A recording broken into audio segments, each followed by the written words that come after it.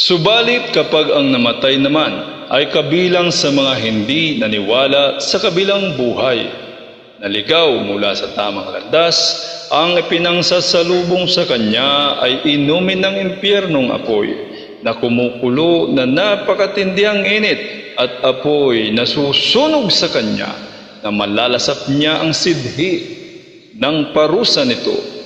Katiyakan, ang salaysay na ito na aming isinasalaysay sa iyo, O Muhammad sallallahu alaihi wasallam, ay mga totohanan na tiyak ang pagkakasalaysay nito na walang pag-aalinlangan.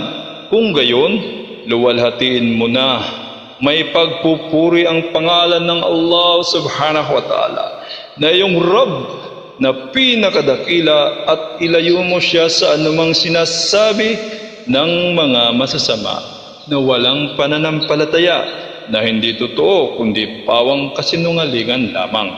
Luwalhati sa Allah subhanahu wa ta'ala na siya ay Al-Azim, ang pinakadakila, na malayong malayo sa anuman na kanilang sinasabing kasinungalingan.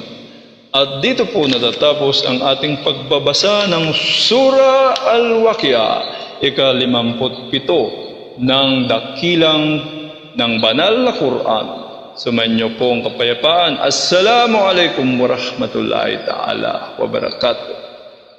Sumainyo po ang kapayapaan, ang biyaya at ang awa ng Allah subhanahu wa ta'ala.